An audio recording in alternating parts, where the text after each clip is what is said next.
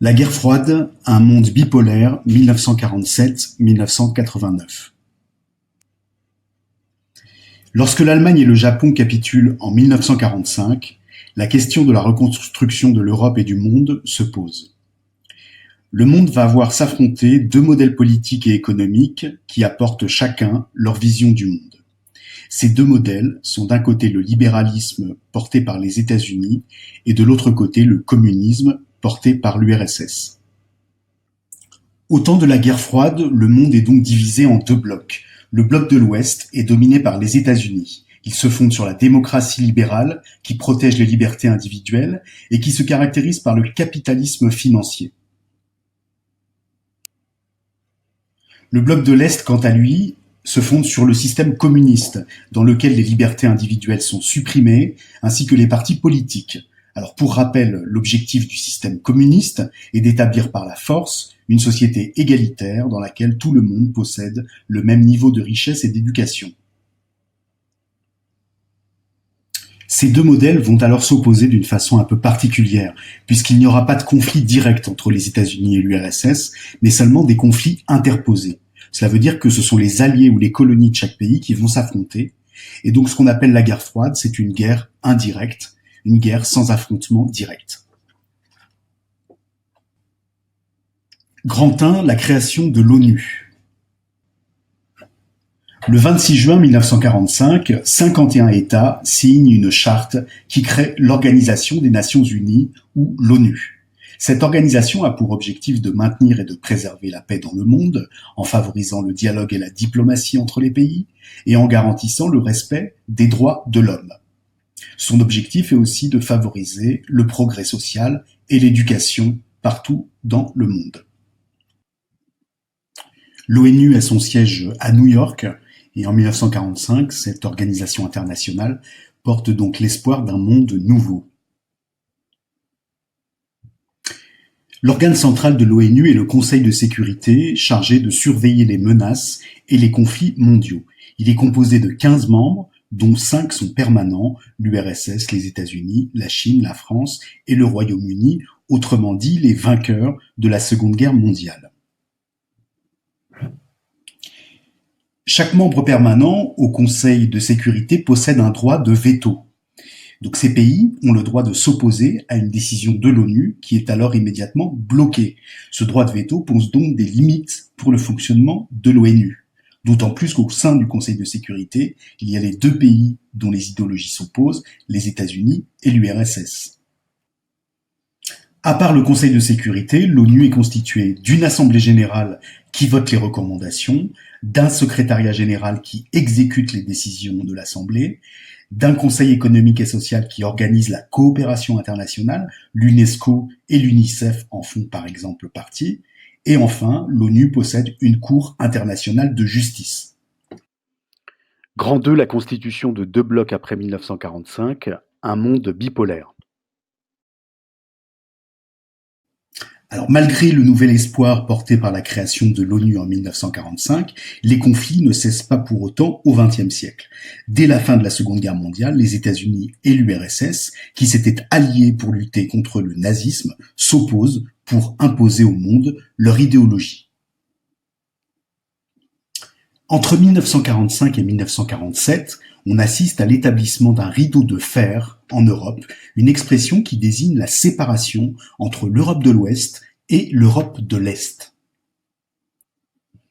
En effet, l'Europe centrale et l'Europe orientale, en rouge sur la carte, se trouvent dès la fin de la Seconde Guerre mondiale sous le contrôle de l'armée soviétique qui a libéré ces territoires du nazisme. Dans les pays qu'elle a libérés, l'URSS installe des membres du Parti communiste aux postes clés.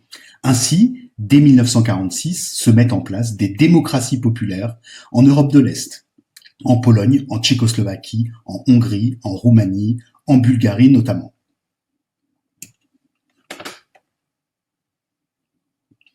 Attention, lorsqu'on parle de démocratie populaire, c'est pour faire référence à des régimes communistes situés dans la partie orientale de l'Europe, et ces régimes n'ont rien de démocratique. Pour stopper la progression communiste, le président américain Harry Truman propose en 1947 à l'Europe un plan d'aide économique et sociale, le plan Marshall. Il a deux objectifs: prêter de l'argent à l'Europe de l'Ouest afin qu'elle se reconstruise et endiguer, c'est-à-dire contenir l'avancée communiste. 17 pays d'Europe de l'Ouest acceptent cette offre. L'OECE, Organisation européenne de coopération économique, est créée pour gérer les fonds américains du plan Marshall.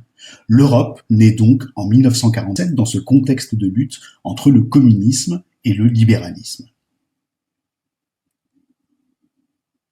Les pays d'Europe de l'Est sous influence communiste, eux, vont refuser cette offre. L'URSS, afin de répondre au plan Marshall, va créer de son côté le Conseil d'assistance économique mutuelle, KM, pour soutenir tous les régimes communistes ou les mouvements révolutionnaires dans le monde. Voyons maintenant comment, à la fin des années 40, l'Allemagne se retrouve au cœur du conflit entre l'URSS et les États-Unis. En 1945, l'Allemagne a été divisée en 4 zones d'occupation: la zone américaine, la zone britannique, la zone française et la zone soviétique. Donc ces 4 puissances vainqueurs se partagent le pays, et Berlin, la capitale, est également divisée en 4 zones d'occupation. En 1948, les Occidentaux décident d'unifier les 3 zones d'occupation américaines, britanniques et françaises. Les Soviétiques décident alors de répliquer en créant le blocus de Berlin-Ouest de juin 1948 à mai 1949. Les Soviétiques reprochent aux Alliés de ne pas respecter les accords qu'ils ont signés avant la libération. Alors, le blocus de Berlin consiste à couper les voies de communication terrestres, ferroviaires et fluviales entre Berlin-Ouest et l'Allemagne de l'Ouest. Cela signifie que les Soviétiques empêchent les Occidentaux d'accéder à la partie occidentale de Berlin, et cela leur est d'autant plus facile que les Occidentaux doivent traverser toute la partie est de l'Allemagne occupée par les Soviétiques. Alors, comme il est impossible aux Occidentaux de ravitailler Berlin-Ouest par la route ou par le ferroviaire, les Occidentaux organisent un pont aérien, c'est-à-dire qu'ils envoient des aliments par avion. Le blocus est un échec pour les Soviétiques et Staline met un terme à l'opération en mai 1949. La conséquence du blocus de Berlin au niveau politique est immense, car 2 pays indépendants sont créés en 1949, la RFA à l'ouest et la RDA à l'est. La RFA, ou République fédérale allemande, correspond aux limites des zones d'occupation militaire occidentale, et la RDA, ou République démocratique allemande, correspond à la zone d'occupation soviétique. Alors, le blocus de Berlin est donc la première crise de cette guerre froide, et en 1949, l'échec des Soviétiques lors du blocus ne donne pas pour autant l'avantage au bloc occidental, puisque dès 1949, la Chine de Mao Tse-tung devient communiste et rejoint le bloc soviétique, est un allié de l'URSS. Alors, en résumé, avec ce planisphère de l'état du monde en 1950, on peut parler d'un monde bipolaire à cette date et d'un nouvel équilibre qui se constitue avec les États-Unis et ses alliés d'un côté, face au bloc communiste avec l'URSS, ses alliés et sa grande alliée, la Chine, de l'autre. Parallèlement, l'Europe occidentale poursuit sa reconstruction économique avec l'aide du plan Marshall et sa reconstruction militaire avec la création de l'OTAN par les États-Unis en 1949. L'OTAN est donc une alliance militaire défensive unissant les pays occidentaux opposés au bloc communiste. En 1949, l'URSS se dote de l'arme atomique. Chaque camp possède désormais la bombe. Mais le conflit n'éclate jamais entre les 2 grandes puissances, États-Unis et URSS. Un équilibre de la terreur s'instaure donc par ce qu'on appelle la dissuasion nucléaire. Enfin, en réponse à l'OTAN, l'URSS crée également une alliance militaire défensive appelée le Pacte de Varsovie en 1955. Elle réunit autour de l'URSS tout le bloc de l'Est.